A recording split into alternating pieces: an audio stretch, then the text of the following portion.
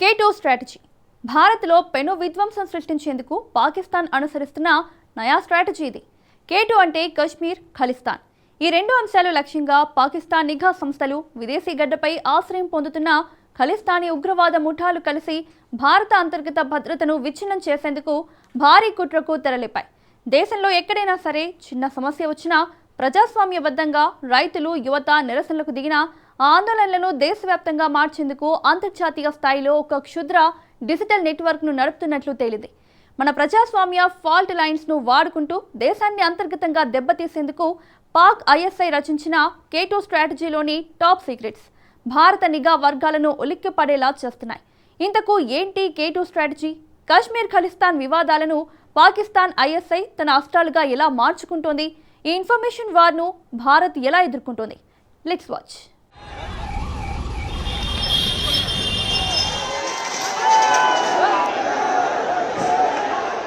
భారత్పై మరో కుట్రకు తెరలేపిన పాక్ నిఘా సంస్థ. K2 స్ట్రాటజీ ద్వారా భారత్లో విధ్వంసానికి కుట్రలు. నిఘా వర్గాలు కనిపెట్టిన K2 స్ట్రాటజీ సీక్రెట్స్ ఏంటి? భారత్లో శాంతి భద్రతలకు విఘాతం కలిగించేందుకు విదేశీ శక్తులు సరికొత్త టెక్నాలజీ ఆధారిత యుద్ధానికి తెరలేపే.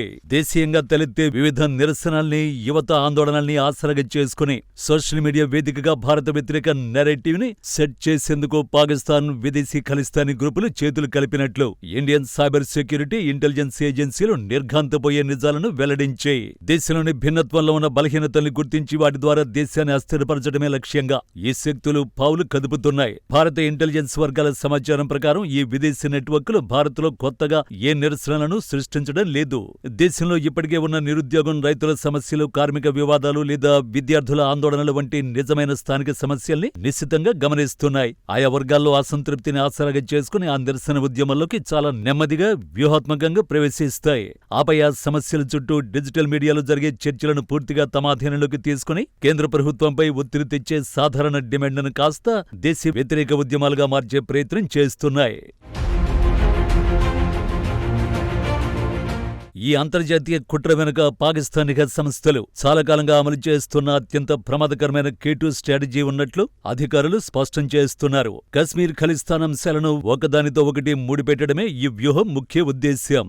ఇటీవల ఢిల్లీలో జరిగిన కాక్రోచ్ల నిరసనల్లోకి ఖలిస్తానీవాదులు చొరబడిన అంశాన్ని ప్రస్తావిస్తున్నారు. భారత ప్రజాస్వామ్య వ్యవస్థలో ఉండే వాక్ స్వాతంత్ర్యాన్ని, భిన్నాభిప్రాయాలను వాడుకుని దేశ సార్వభౌమత్వానికి, అఖండతకు వ్యతిరేకంగా అంతర్జాతీయ స్థాయిలో విషపూరిత ప్రచారం సాగించడమే వీరి ప్రథమ టార్గెట్.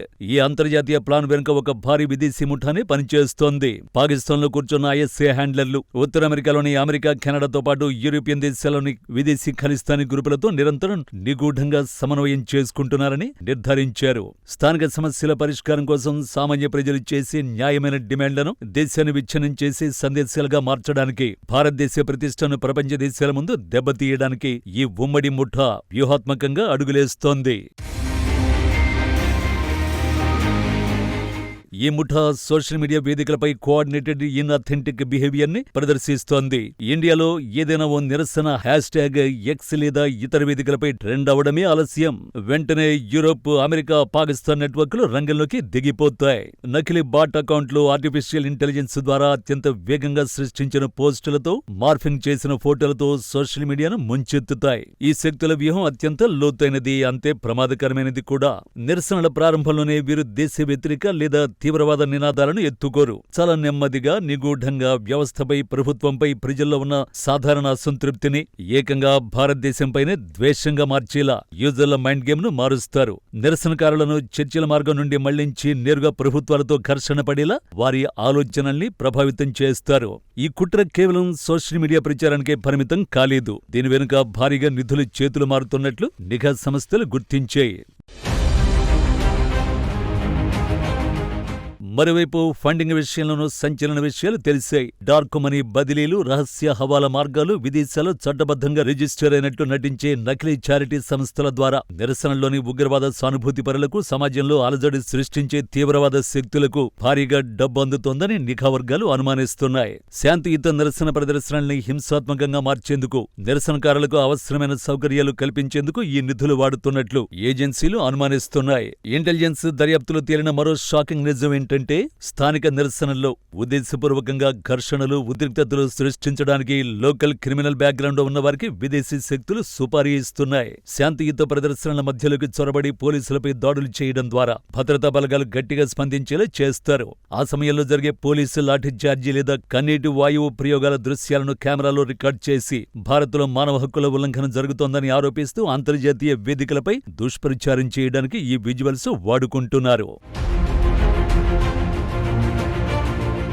ముఖ్యంగా అమెరికా, కెనడాల నుంచి భారత్కు వ్యతిరేకంగా బహిరంగంగా పనిచేస్తున్న నిషేధిత 6 ఫర్ జస్టిస్ వంటి ఉగ్ర సంస్థల కదలికలపై ఇంటెలిజెన్స్ నిఘా తీవ్రం చేసింది. 2021 రిపబ్లిక్ డే రోజు ఎర్రకోటపై జరిగిన హింసాత్మక ఘటనల సమయంలో అక్కడ దేశ సార్వభౌమత్వాన్ని సవాల్ చేస్తూ విచ్ఛిన్నకర జెండాలు, చిహ్నాలను ప్రదర్శించిన వారికి, పోలీసులపై దాడులకు తెగబడిన వారికి ఈ విదేశీ హ్యాండ్లర్లే భారీగా నగదు బహుమతులు ఆశ చూపినట్లు, ఆన్లైన్ ద్వారా నిధులు బదిలీ చేసినట్లు దర్యాప్తులో పక్కా ఆధారాలతో తేలింది.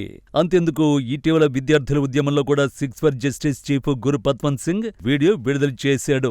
నిరసనలు ఆగస్టు 15 వరకు కొనసాగిస్తే 10 కోట్ల ఫండింగ్ చేస్తానని ఆఫర్ చేశాడు. ఆ ఆఫర్ను కాక్రోచ్ జనతా పార్టీ తిరస్కరించింది. ఇదంతా K2 స్ట్రాటజీలో భాగంగానే కనిపిస్తోంది. ప్రజాస్వామ్య నిరసనల్లో పాల్గొనే అత్యధిక శాతం సాధారణ పౌరుల డిమాండ్లు, బాధలు నిజమైనవి అయినా డిజిటల్ వరల్డ్ లో స్మార్ట్ ఫోన్ల స్క్రీన్ల ముందు ఎక్కువ సమయం గడిపే నేటి జంజీ యువతను టార్గెట్ చేస్తూ పాక్ ఖలిస్తాన్ ముఠాలు వారిని రాడికలైజ్ చేసేందుకు నిరంతరం ప్రయత్నిస్తున్నాయి. ఇప్పటికే కేంద్ర సమాచార ప్రసార మంత్రిత్వ శాఖ దేశ భద్రతకు ముప్పుగా మారిన వందలాది ఫేక్ యూట్యూబ్ ఛానళ్లను, వెబ్సైట్లను బ్లాక్ చేసింది. అయినప్పటికీ విదేశీ శక్తులు సరికొత్త టెక్నాలజీతో వస్తూనే ఉన్నాయి. సోషల్ మీడియాలో వచ్చే ప్రతి సమాచారాన్ని గుడ్డిగా నమ్మకుండా దేశ భద్రత పట్ల యువత అప్రమత్తంగా ఉండాల్సిన అవసరం ఎంతైనా ఉంది.